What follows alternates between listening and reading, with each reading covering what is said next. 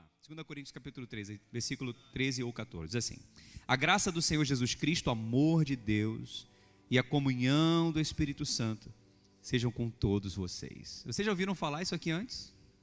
Vocês conhecem esse versículo? Se tem um versículo que nós sabemos de cor, é esse aqui. Por quê? Porque todo domingo, o pastor faz a bênção apostólica, não é? E que a graça e a paz do nosso Senhor e Salvador Jesus Cristo, que o amor de Deus, aí a gente acrescenta, nosso eterno Pai, e as consolações do Espírito Santo, ou a comunhão do Espírito Santo, sejam com todos vocês. Amém? Então é desse texto que nós tiramos a bênção apostólica. Muito bem, irmãos, como que nós podemos manter a chama do Espírito Santo acesa na nossa vida? É sobre isso que eu quero falar nessa noite. Como que nós podemos manter a chama do Espírito Santo, a chama do fogo de Deus? Eu tenho falado muito sobre isso aqui nesses cultos de quinta-feira, sim ou não? Nós temos falado muito sobre isso, da importância de nós termos uma vida avivada, de termos uma chama acesa no nosso espírito, amém? Mas você sabe que para mantermos a chama acesa, ou para mantermos o fogo aceso, algo precisa alimentar esse fogo, sim ou não? O fogo não pega fogo sozinho, algo precisa alimentar esse fogo, não é? Por exemplo, quando você vai fazer um churrasco, e você tem que acender o fogo, você precisa do carvão, sim ou não? Quando você está com frio e vai fazer aquela festa ali da roça, você precisa da lenha, sim ou não? Então o fogo, ele precisa na verdade ele precisa de 3 elementos, que é o chamado triângulo do fogo. Já vou falar nisso não? Precisa do comburente, do combustível e do calor. Se você quiser apagar um fogo, você tem que tirar um desses 3 elementos. Amém? Ou você tira o calor, ou você tira o combustível ou o comburente. O comburente é o quê? É o alimento sólido, não é isso? É o carvão, na verdade o combustível, estou confundindo aqui. O combustível é o elemento sólido ou líquido, né? Que vai ser ali o elemento que vai receber o fogo. O combustível é o oxigênio. Quanto mais oxigênio, quanto mais ar, mais fogo. E o calor, ou melhor, a energia, o calor, não é? É aquele start inicial. É o fósforo que acende. É a centelha do fogão. Amém ou não, meus irmãos? Então nós precisamos desses 3 elementos: do combustível, do comburente e do calor. Amém? Glória a Deus. E eu estava pensando sobre isso hoje, que como isso tem a ver com o fogo do Espírito Santo na nossa vida. Como que isso tem a ver com a chama do Espírito Santo no nosso coração? Como que nós alimentamos esse fogo, irmãos? Como que você acha que nós alimentamos o fogo do Espírito? Como que nós fazemos isso? Como nós alimentamos o fogo? Responde para mim. Orando? Ok. Lendo a palavra? Jejuando? Vindo ao culto? Então vamos pensar. Então eu alimento o fogo fazendo essas coisas. É isso, irmãos? Então se você parar de orar, apaga o fogo, não é assim? Se eu parar de ler a Bíblia, o fogo apaga, não é isso não? Se eu parar de vir ao culto, o fogo apaga, não é isso? Pois é, não é isso. Não é a oração que alimenta o fogo. Não é a leitura da Bíblia que alimenta o fogo. Sabia disso não? Não é o jejum que alimenta o fogo. Não é o Espírito Santo que alimenta o fogo. Não é. Agora você ficou em crise, né? Sabe o que alimenta o fogo? Não é o que eu faço, mas é o que eu creio. Porque o que eu faço, se eu depender de algo que eu faça para alimentar o fogo, não vai ter fogo, porque a gente nunca vai fazer o suficiente. Então, se eu digo que a oração que alimenta o fogo, que a leitura da Bíblia que alimenta o fogo, que é o jejum que alimenta o fogo, não vai ter fogo, porque você e eu não oramos o suficiente. Não lemos a Bíblia o suficiente. Quantos entendem o que eu estou dizendo? E não é o Espírito Santo que alimenta o fogo, porque ele é o fogo. Amém? Ele já existe, mas na nossa vida precisa de algo para sustentar e alimentar essa chama no nosso coração. E não é o que eu faço, é o que eu creio. Aonde está escrito isso, pastor? No texto que nós lemos. Olha lá o que diz a palavra no versículo 14. Capítulo 13, versículo 14. A graça do nosso Senhor Jesus Cristo, o amor de Deus e a comunhão do Espírito Santo sejam com todos vocês. Então, o que é a comunhão do Espírito Santo? É o fogo do Espírito Santo. Amém? É a presença do Espírito Santo. Ou seja, quando eu estou em comunhão com o Espírito Santo, eu sinto esse fogo, eu percebo esse fogo, essa chama está em mim, o Espírito Santo me enche. Mas nesse versículo, o que alimenta essa comunhão? O que alimenta o fogo? É a oração? Está escrito aí no versículo? É a leitura da Bíblia? É o que, meus irmãos? É a graça do Senhor Jesus e o amor de Deus. Está aqui. Se você e eu não tivermos a revelação da graça de Deus, da graça de Cristo e do amor de Deus, o fogo se apaga. O fogo se apaga.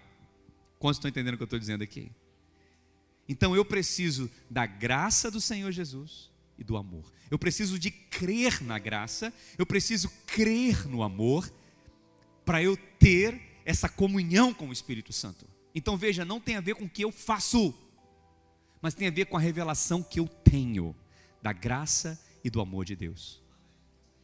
Lembra do triângulo do fogo que eu disse? Combustível, comburente e o calor? Lembra que eu falei? O que é o combustível? Agora você vai entender. É o elemento sólido, ok? Amém? Que sustenta o fogo. O que é o comburente? É o oxigênio, não é? E o calor é a ignição. Então preste atenção. Esse combustível, que pode ser um alimento sólido ou líquido, ou seja, pode ser o carvão e o álcool, ou o carvão e o óleo. Amém? Amém? É a revelação que eu tenho da graça, que eu tenho do amor de Deus. E se eu for acrescentar o óleo como Espírito Santo, é também a revelação do Espírito Santo. As três coisas estão ligadas. Amém? Tudo no combustível. E o comburente, que é o oxigênio, que é o vento, é o Espírito Santo, porque é Ele também que sopra nas nossas vidas. O que restou para nós? O palito de fósforo, para acender o fogo. E o que é o palito de fósforo? Você aprendeu, irmão? O que é o palito de fósforo? É a oração, é a leitura da palavra, é vir ao culto. Então veja, a maior parte não é o fósforo, não é a centelha do fogão, é a revelação da graça, do amor de Deus, de quem é o Espírito Santo, do oxigênio do Espírito Santo. E eu risco o fósforo e o fogo se manifesta. Agora, se eu posso ter o carvão, posso ter a lenha, posso ter o óleo, posso ter o Espírito Santo, eu posso ter, amém? Eu posso ter o combustível, o oxigênio, mas se eu não riscar, não pega fogo. Quem está entendendo o que eu estou dizendo, irmãos? Por isso que, se você tiver a compreensão e a revelação do que é a graça e o amor de Deus, você pode ficar um tempão sem orar. Por algum motivo, por displicência, por falta de tempo, por rotina, entende o que eu estou dizendo? Mas quando você começar a orar, não vai demorar a pegar fogo. Porque é só o fósforo que acende. Entende o que eu estou dizendo? Mas é claro que eu quero estar sempre no fogo. Eu quero ter cada vez mais experiência com o Espírito Santo. Então por que que muitos cristãos não têm a sua vida cheia do fogo do Espírito Santo?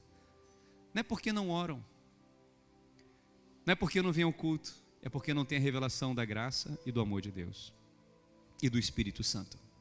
Quantos estão entendendo o que eu estou dizendo, irmãos? Amém? Não vai dar para eu pregar essa palavra toda hoje.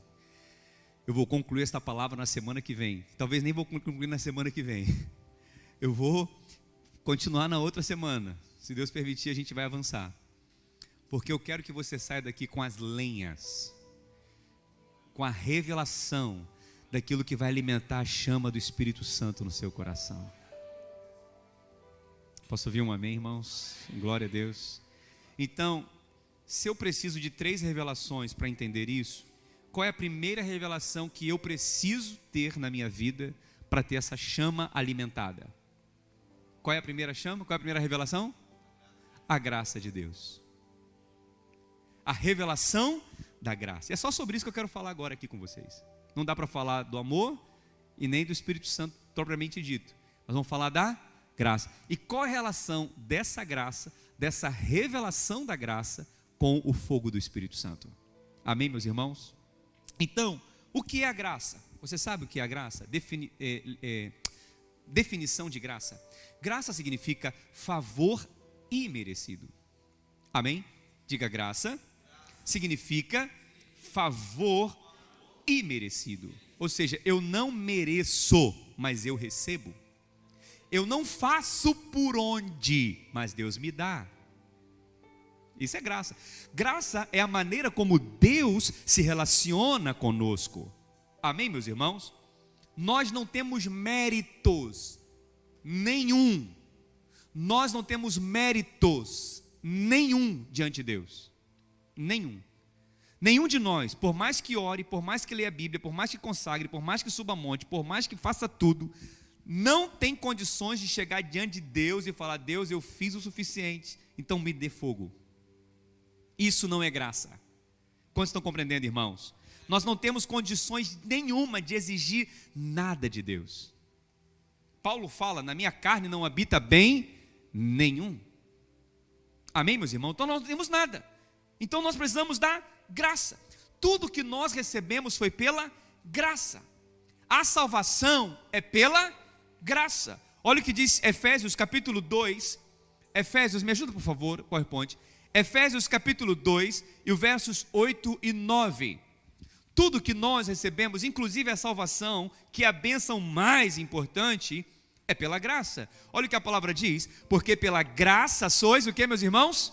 Salvos, mediante a fé. Isso não vem de vós, é o que, meus irmãos? Um dom de Deus. E o versículo 9 diz: porque não é de obras, para que ninguém se glorie. Então veja, nós entramos no céu é pela graça e pela fé. Amém? Nós não entramos no céu pelas obras. Nós não vamos para o céu porque fizemos alguma coisa, e nem porque obedecemos. Não, nós vamos para o céu porque nós cremos em Cristo. Nós cremos no sacrifício de Cristo. Nós cremos na justiça de Cristo. Nós recebemos a graça de Deus. Onde abundou o pecado, superabundou a graça de Deus. Pecado não entra no céu, mas aquele que se fez pecado por nós, tomou o nosso lugar na cruz e nos deu a sua justiça para podermos entrar no céu. Então nós entramos no céu por causa da graça do Senhor. Não é pelo que fazemos, irmãos. É como nós cremos em Cristo, porque nós não temos justiça em nós mesmos, a não ser a de Cristo. Olha o que diz Filipenses capítulo 3, versículo 9. Filipenses capítulo 3, versículo 9. Olha o que a palavra do Senhor diz sobre isso. E ser achado, o que, meus irmãos? Nele, não tendo justiça própria, que procede da lei, senão a que é mediante a fé em Cristo Jesus. A justiça que procede de Deus baseada na... Então veja, nós recebemos a justiça de Cristo pela fé. Nós somos achados nele. Então não tem nada que você possa fazer que vai mudar essa realidade. Você pode orar muito, Deus não vai mudar. Você pode orar pouco, Deus não vai mudar. Não vai. Essa frase que a gente fala muitas vezes, muita oração, muito poder, pouca oração, pouco poder, isso não está na Bíblia. Muito ou pouca oração não muda quem nós somos diante de Deus, porque nada que a gente faça vai alterar ou vai acrescentar ao que Cristo já fez na cruz.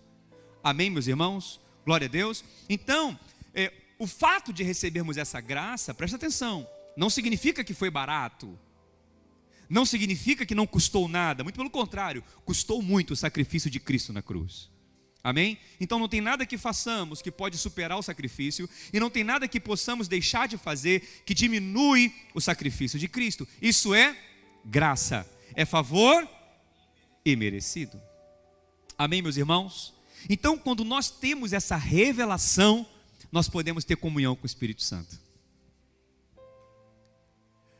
Presta atenção, o que é o Espírito Santo? É Deus vindo habitar dentro de nós. É o céu vindo morar em nós. A mesma condição que é para nós irmos morar no céu, é a mesma condição para o céu vir habitar em nós. Como nós vamos para o céu?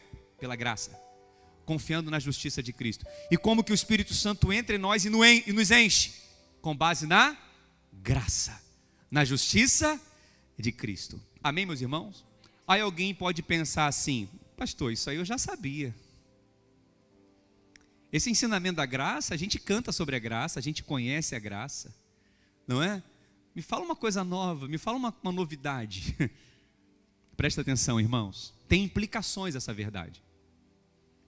Essa verdade da graça, que é esse combustível que alimenta o fogo de Deus no nosso coração, presta atenção, tem implicações práticas para nós mantermos esse fogo aceso. Amém? Algumas implicações. Primeira implicação básica, que eu já disse aqui: a condição para nós entrarmos no céu é a mesma para o céu entrar em nós. Então não adianta você fazer muita coisa para receber o fogo de Deus. Ele já foi liberado. Só creia, é pela fé. Isso nos leva a outras implicações. Não ache que você está fazendo pouco para não receber do Espírito Santo. Porque tem gente que pensa assim: ah, pastor, eu estou orando pouco, eu estou jejuando pouco, eu estou fazendo pouco, eu não vou receber o Espírito Santo, eu não vou ser cheio do Espírito Santo. Não pense isso, porque é pela graça. Não é pelo que a gente faz ou deixa de fazer, é pelo que Cristo fez. Ou, outra implicação, não pense que você está fazendo muito para merecer o Espírito Santo. Olha, eu jejuo toda semana, todos os dias, eu oro 3 horas por dia. Olha, eu vou para o monte todo dia, eu faço tudo isso. Não ache que é o que você faz que vai aumentar o fogo. Não confie nisso. Quem está entendendo o que eu estou dizendo, irmãos? É pela graça de Deus. Com isso já traz paz ao nosso coração, em saber que Deus está pronto para liberar sobre nós o fogo dele, que não depende de mim, depende de Cristo. Outra implicação: quando eu creio nessa verdade, eu rejeito a justiça própria. O que é a justiça própria? É achar que eu mereço, que eu sou mais santo que o irmão, que eu oro mais que o irmão. É achar que eu sou mais, eu não sou nada. Isso é justiça própria. E o que a justiça própria faz a gente concluir também? Eu não mereço passar pelo que eu estou passando, porque eu sou muito bom para passar pelo que eu estou passando.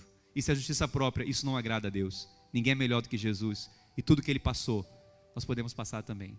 E se Ele venceu, nós vamos vencer também. Então nós não temos justiça própria para isso.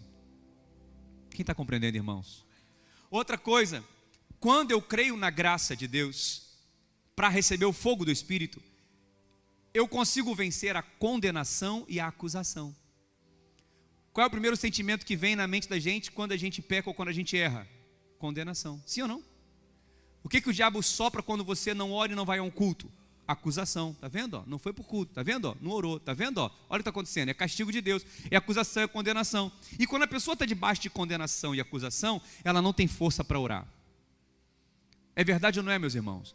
Ela não tem ânimo para buscar a Deus. Porque o diabo está acusando. Quem é você para orar? Quem é você para buscar agora? Quem é você para jejuar? olha só como você é tão inconstante, olha só como você é tão falho. Então, se você confiar no que você faz ou deixa de fazer, você não vai ter fogo. Toda vez que nós vamos orar, nós oramos em nome de Jesus e chegamos confiado na graça de Deus. Hebreus 4:16. Eu falei 14, mas é 4. Olha lá, irmãos. Vamos ler juntos? 1, 2, 3 e...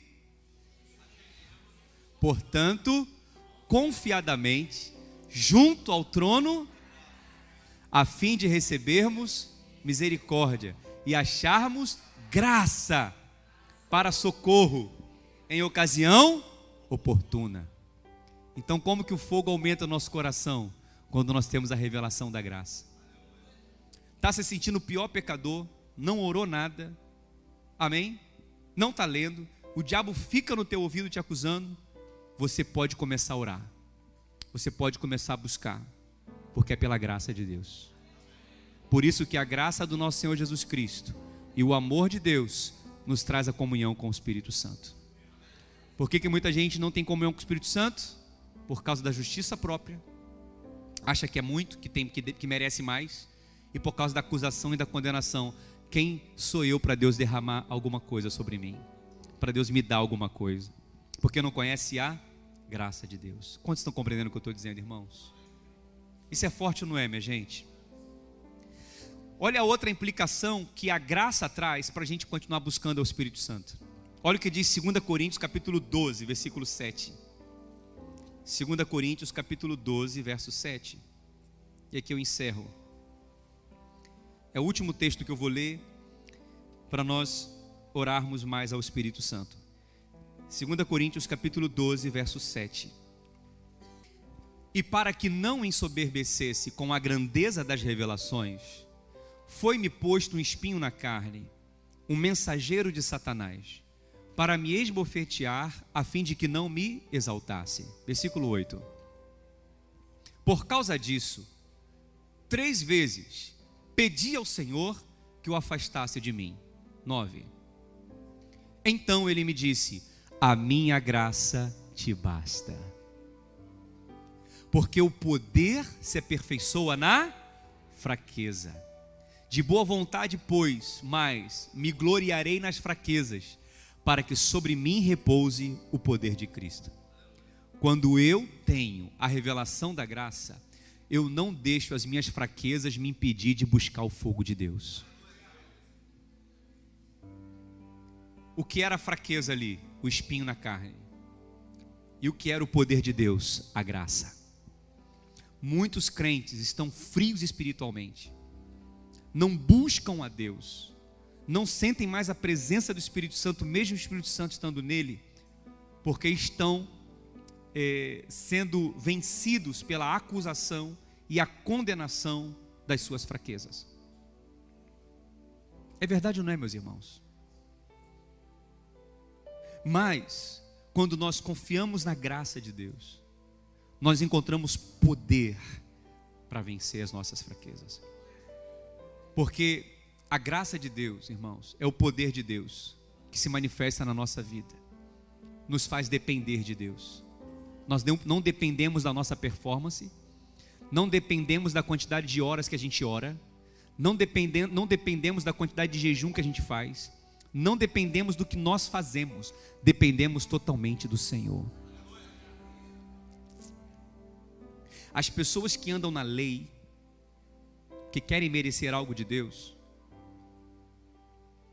elas podem ser arrogantes espiritualmente. Sabia disso, não? Elas podem se achar melhor do que as pessoas.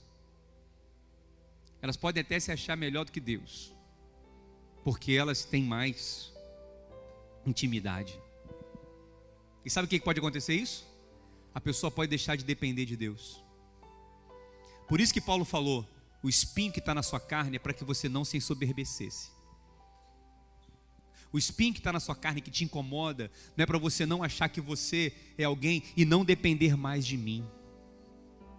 Por isso que você vê na mídia muitas vezes pastores, líderes pentecostais usados poderosamente caindo. Não precisa ser pentecostal para isso não. Às vezes nem é pentecostal, mas é tão ali cheio de si, cheio das revelações, que deixam de depender da graça, do favor de Deus. Quem está compreendendo, irmãos? Às vezes, esse espinho na carne é algo que incomoda a gente.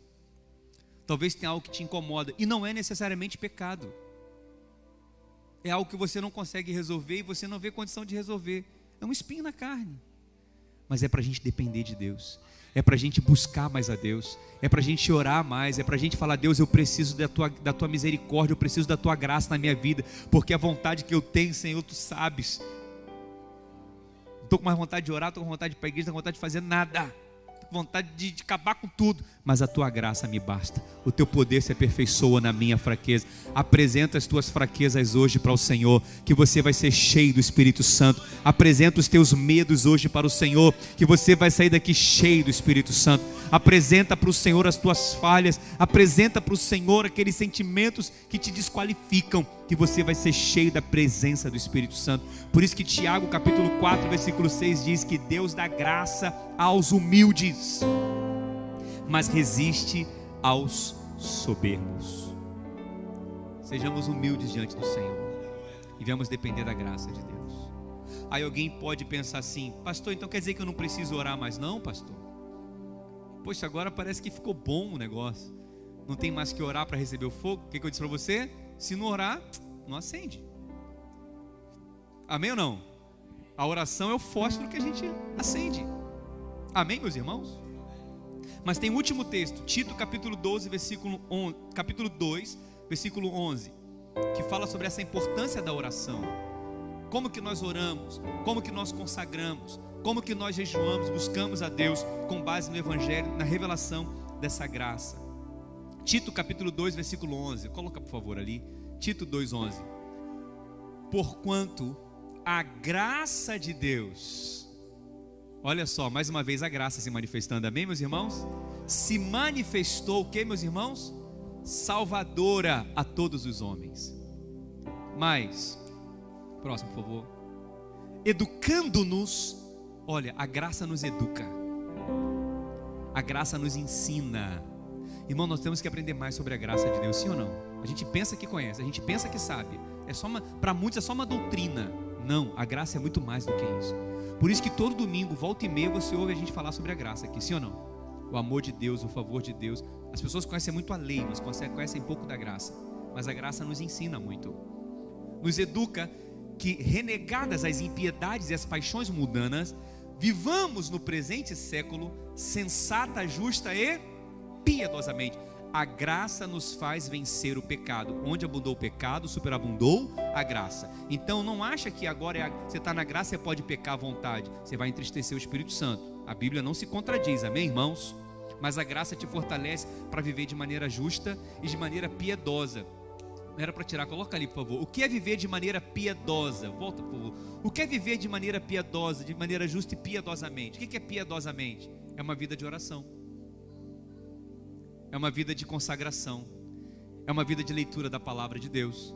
É uma vida de participar de um culto. É uma vida de um estilo de vida de adorador. E quem me capacita para isso? É a graça de Deus. Amém, meus irmãos? Hoje, quando eu não oro, quando eu não consigo tirar um tempo de qualidade para orar ou ler a Bíblia, eu não me sinto acusado. Antes eu me sentia acusado.